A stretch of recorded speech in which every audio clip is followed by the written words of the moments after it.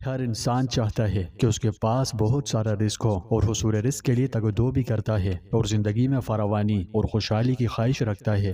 چاہتا ہے کہ رزق کے دروازے کھلیں اور تمغری حاصل ہو۔ تو سوال آتا ہے کہ اس مقصد میں کامیابی کیسے حاصل کی جائے؟ اس ویڈیو میں ہم حصول رزق کے لیے ایک انتہائی خوبصورت عمل پر بات کرنے جا رہے ہیں، اور یہ عمل درود شریف ہے۔ آج ہم درود شریف پڑھنے اور رزق کے حصول کے درمیان ایک طاقتور اور گہرے تعلق پر بات کریں گے، اور یہ کہ اس مبارک دعا کو پڑھنے سے آپ کی زندگی میں کس طرح برکتیں اور خوشحالی آ سکتی ہے۔ درود شریف ایک بہت ہی مبارک اور بہت ہی پیاری دعا ہے جو ہم اپنے پیارے نبی صلی اللہ علیہ وسلم سے اپنی ایمانی وابستگی اور محبت و عقیدت کے اظہار کے لیے آپ پر بھیجتے ہیں۔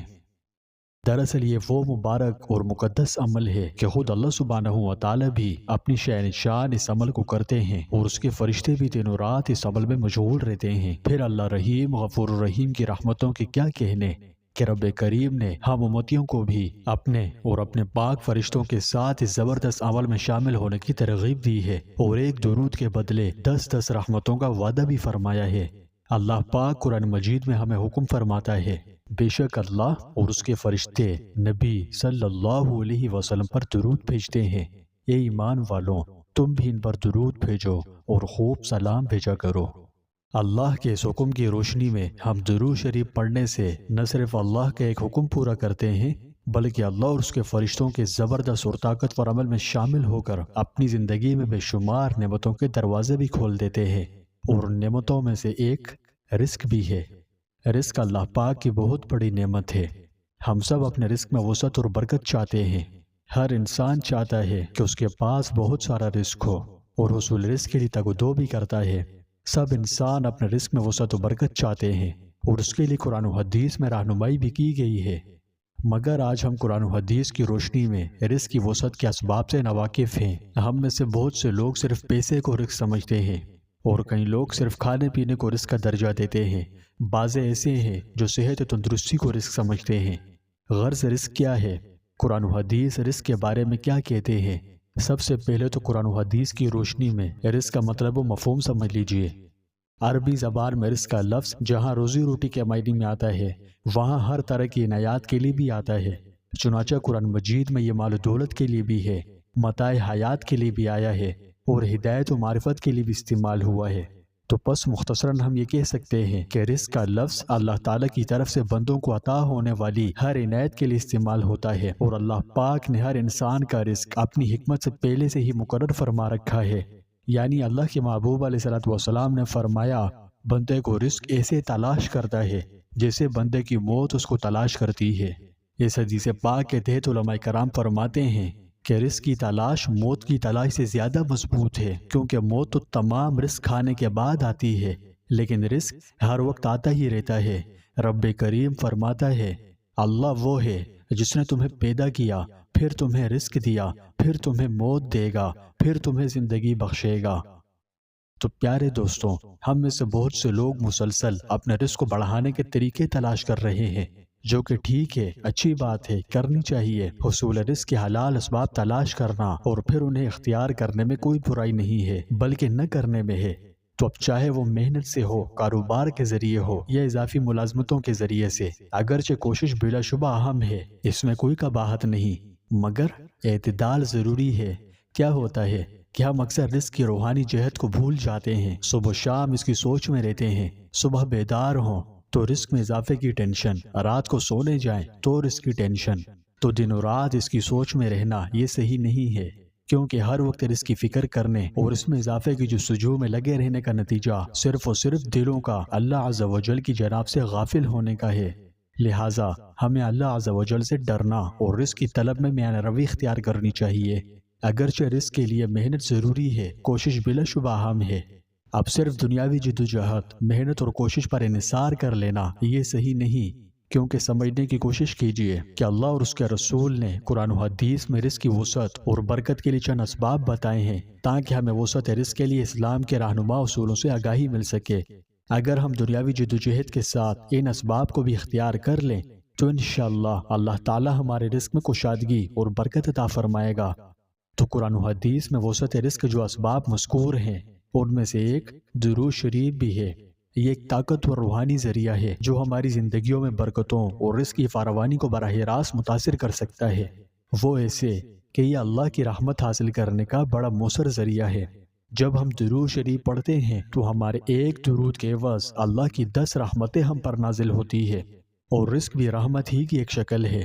تو نبی کریم صلی اللہ علیہ وسلم پر درود شریف بھیج کر ہم اللہ کی رحمت کو اپنی زندگیوں میں دعوت دیتے ہیں، کیونکہ اللہ کے محبوب علیہ الصلوۃ والسلام نے فرمایا، جو مجھ پر ایک مرتبہ درود پڑھے گا اللہ تعالیٰ اس پر 10 رحمتیں نازل فرمائے گا۔ تو پیارے دوستوں، اب یہ بھیجنے والے پر ہے، یعنی جتنا چاہے زیادہ بھیج کر زیادہ رحمتیں حاصل کرے۔ دوسری بات، آج ہم انسانوں کو جو مسائل درپیش ہیں، جن چیلنجز کا سامنا ہے، وہ ہماری گھریلو پریشانیاں اور معاشرتی الجھنیں ہیں۔ ہم پریشانیوں کے جال میں جکڑے ہوئے ہیں، ایک سے نکلیں تو دوسری میں مبتلا ہو جاتے ہیں، اور مسلسل اس حالت میں رہنے کے بعد سکھ چین کے لیے بےتاب ہو جاتے ہیں، ذہنی و قلبی سکون چاہتے ہیں اور اس کے لیے در در کی ٹھوکریں کھاتے ہیں، لیکن ہاتھ کچھ نہیں آتا۔ تو میں آپ کو بتانا چاہتا ہوں کہ طمانینت قلب کا بڑا مؤثر ذریعہ درود شریف ہے۔ اس مقصد کے لیے درود شریف ایک مؤثر علاج ہے۔ اس کا ورد دل و دماغ کو پریشانیوں اور غموں سے پاک کر کے اللہ کی رحمتوں کے قریب لے آتا ہے۔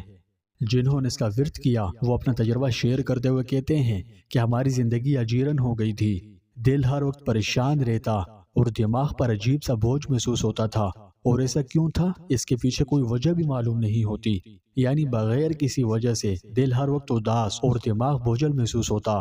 کوئی کام کاج کرنا چاہیں تو کسی کام کو دل ہی نہیں کرتا، اندر اندر سے کچھ خالی خالی لگتا، اور وجہ بھی پتہ نہیں ہوتی کہ ایسا ہے کیوں، کیا وجہ ہے۔ نہ کسی سے بات کرنے کو دل کرتا، بس تنہائی میں بیٹھو تو بنا کسی وجہ کے اداسی محسوس ہوتی، آنسو بہنے لگتے، دل و دماغ پر بہت بوجھ محسوس ہوتا۔ تو خیر، جب سے حضور اقدس صلی اللہ علیہ وسلم پر درود شریف پڑھنا شروع کیا تو پریشانیاں دور ہوتی رہی اور غموں سے نجات مل گئی، مشکلات آسان ہوئی اور دل کو راحت و سکون ملنا شروع ہو گیا۔ اب وہ اتنے حیرت انگیز فوائد کے پیچھے کی وجہ پوچھتے ہیں تو ان نادانوں کو کیا معلوم کہ جیسے جسم کی ضروریات ہیں ایسے ہی جسموں میں روحیں بھی ہیں، اس کی بھی ضروریات ہوتی ہے۔ جیسے جسم کو بھوک لگنے پر کھانے کی حاجت ہوتی ہے، پیاس لگے تو پانی، سردی لگے تو لحاف، اور گرمی محسوس ہو تو ہوا کا انتظام کیا جاتا ہے، اسی طرح اللہ پاک نے جسموں کے اندر روح بھی رکھی ہے۔ جسم کی طرح روح کو بھی کھانے پینے اور دیگر ضروریات کی حاجت ہوتی ہے۔ جب اس کی غذا ملے، اس کی ضرورت پوری ہو تو یہ پرسکون ہو جاتی ہے، اور ضرورت پوری نہ ہو، غذا نہ ملے تو پریشان حال ہو جاتی ہے۔ تو روح کی غذا اور ضرورت روحانیت میں ہے۔ روحانیت ایک بہت بڑی کائنات ہے جسے ہم عام انسانوں کی عقلیں پوری طرح سمجھنے سے قاصر ہیں۔ یوں سمجھیے، جب نبی کریم صلی اللہ علیہ وسلم سے روح کے بارے میں سوال کیا گیا تو وحی الہی کے ذریعے صرف اسی کا جواب دیا گیا، قُلِ الرُّوحُ مِنْ أَمْرِ رَبِّي، یعنی روح بھی میرے رب کے امر کن ہی سے ہے اور اس کی مخلوق ہے۔ اب اس کی ڈیٹیل میں جانا کہ روح انسانی کیا چیز ہے، اس کی ماہیت و حقیقت کیا ہے۔ یہود مدینہ نے حضرت صلی اللہ علیہ وسلم کے آزمانے کو کیا تھا۔ مکہ میں قریش نے یہودیوں کے مشورے سے یہ سوال کیا۔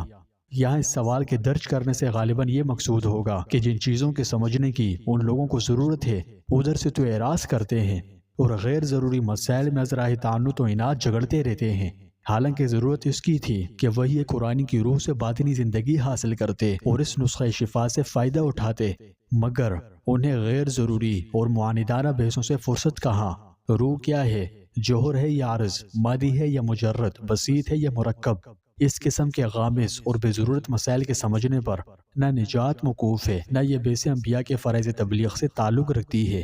بڑے بڑے حکماء اور فلاسفے آج تک خود مادے کی حقیقت پر مطلع نہ ہو سکے، جبکہ روح جو بہرحال مادے سے کہیں زیادہ لطیف و خفی ہے، اس کی اصل ماہیت و کن تک پہنچنے کی پھر کیا امید کی جا سکتی ہے؟ مشرکین مکہ کی جہالات اور یہود مدینہ کی اسرائیلیات کا مطالعہ کرنے والوں کو معلوم ہے کہ جو قوم موٹی موٹی باتوں اور نہایت واضح حقائق کو نہیں سمجھ سکتی، وہ روح کے حقائق پر دسترس پانے کی کیا خاک استعداد و اہلیت رکھتی ہوگی؟ اس لیے سوال کا یہاں بڑی خوبصورتی سے جواب دیا گیا۔ تو حاصل گفتگو یہ ہے کہ درود شریف پڑھنے سے اللہ تعالیٰ کی رحمتوں، برکتوں اور نعمتوں کے دروازے کھلتے ہیں اور طمانینت قلب جیسی نعمت عظیم حاصل ہوتی ہے۔ اور جو لوگ درود شریف پڑھیں تو ان خوش نصیبوں کو ملائکہ کی دعائیں بھی ملتی ہے، یعنی فرشتے ان لوگوں کے لیے اللہ سے دعا کرتے ہیں جو نبی کریم صلی اللہ علیہ وسلم پر درود بھیجتے ہیں۔ فرشتے جو کہ اللہ کی پاک اور گناہوں سے معصوم مخلوق ہیں، تو جب یہ کسی خوش نصیب کے لیے اللہ سے دعا کریں تو آپ کا کیا خیال ہے، ان کی دعائیں قبول نہیں ہوں گی؟ بلا شبہ ہوں گی۔ فرشتوں کی دعا زندگیوں کو بدل دیتی ہے، رزق میں برکت سے لے کر صحت جیسی اللہ کی عظیم نعمتیں حاصل ہوتی ہے اور زندگی خوشحال ہو جاتی ہے۔ تو پیارے بھائیوں اور بہنوں، رزق صرف مال و دولت، پیسے کا نام نہیں ہے، اس میں صحت بھی ہے، ذہنی و قلبی سکون بھی ہے، محبت بھرے تعلقات اور بھی بہت کچھ شامل ہے۔ تو درود شریف کو باقاعدگی سے پڑھنے سے ہم خود کو اللہ کی رحمت سے قریب کرتے ہیں، جس سے ہماری زندگی کے ہر پہلو میں برکتیں اور آسانیاں آتی ہے۔ درود و سلام بہت مبارک عمل ہے، اس کا ورد بے شمار فوائد و برکات کا ذریعہ ہے، تو کیوں نہ اسے اپنی روزانہ کی عادت بنا لیں اور اس مبارک عمل کی معجزاتی طاقت سے پیدا ہونے والی خیر و برکات کا تجربہ کریں۔